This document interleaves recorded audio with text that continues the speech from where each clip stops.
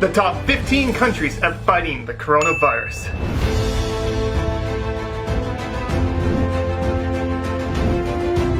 So I've heard a lot of talk about different countries doing a really good job at fighting the coronavirus, and which ones are the best. And so that's why I'm doing this video. I'm using statistics and data to show and document which countries truly are doing the best. I'm going to use the case rate, death rate, testing rate, how many international travelers the country gets, population density, along with several other factors to determine which countries are truly the best at fighting the coronavirus.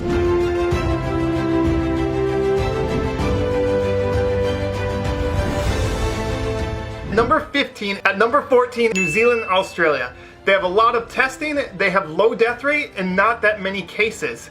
But they do have some advantages. For example, they're island nations, and also they're quite far away from where there's really high amount of cases of COVID-19. At number 13 is Latvia, and at number 12 is Slovakia. And what's so amazing about these countries is they're both part of the European Union. Now, if you take a look at where the most cases in the world are, you'll notice almost all the countries are in Europe. If you take a look at where the highest death rate is, you'll see that almost all those countries are in Europe. Yet these two countries, which are part of the European Union, were able to have such a low death rate and low case rate. So it's really impressive when their neighbors have such high cases that these countries were able to keep such low numbers. At number 11 is Jordan. You can just look at the death rate, 0.7, below 1. So impressive. At number 10 is Palestine, and look at the death rate, 0.6. But what really puts Palestine on the map is when you consider their neighbor, Israel. So if you're not aware, Israel and Palestine are kind of intermixed.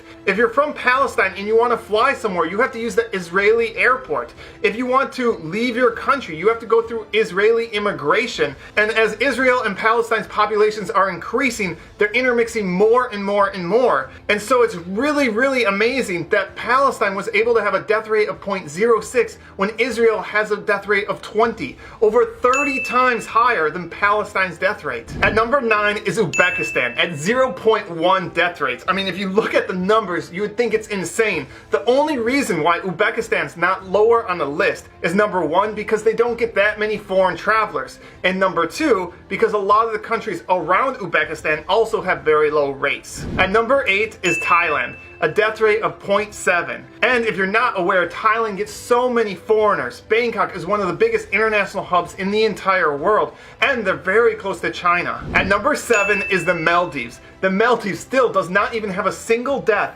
due to coronavirus, and basically everybody that has coronavirus in the Maldives was a foreigner. But the Maldives is very unusual. They get thousands of tourists and foreigners, but most of these foreigners go to remote islands and private resorts.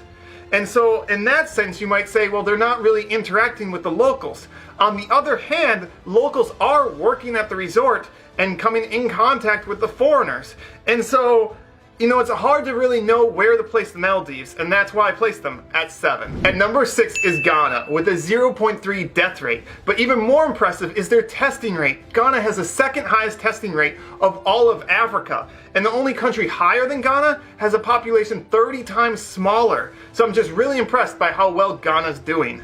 At number 5 is South Korea. Now, South Korea has the highest death rate of any country on our list. But what was so impressive with South Korea is they had exponential growth, but were able to flatten it so quickly and prevent it from really escalating in their country. The other thing that's really impressive with South Korea is they were able to contain it mostly in the city where it happened, and their capital, Seoul, got very few cases. At number 4 is the United Arab Emirates. The United Arab Emirates is leading the world in testing their citizens. See, the United Arab Emirates is number 2 in the highest testing rate in the entire world, only beat by Iceland. And don't forget, Iceland has a population of 360,000. UAE has a population of 10 million. It's a lot harder to test 10 million people than 360,000. And don't forget, UAE is a big travel and business hub. They get so many international travelers. At number 3 is Kuwait. And if you follow my videos, you probably already knew this one was coming up. I did an entire video showing you all the amazing ways that Kuwait is fighting the coronavirus. But Kuwait continues to surprise me. I mean, they got a goodie basket full of food and other items to every Kuwaiti living overseas. Just amazing what Kuwait is doing. At number 2 is Vietnam. Only one statistic you need to look at for Vietnam. They have a 0, again, let me repeat, a 0 death rate. They have a population of over 90 million and not a single person has died from COVID-19. Now that is impressive. And at number 1, it's a tie. Hong Kong and Taiwan. I already made an entire video dedicated to all the amazing ways that Taiwan is fighting the coronavirus. And if you look at these two countries, they both have very low death rates, they both have very low case numbers, and they both have a ton of connections to China. I mean, Hong Kong is connected by land. So for these two countries to have so low numbers is just absolutely incredible. And it really should show you that really any country, it's possible to have really low numbers if you do the right things. So those are my top 15 countries at fighting the coronavirus. If you're from a country that didn't make this list but you think your country is doing an amazing job, check out this honorable mention. These are the countries that didn't make the top 15, but also are doing a really good job as well. And congratulations to the top 15 on this list. If you're from one of these countries, your country and your citizens are doing an amazing job at fighting the coronavirus.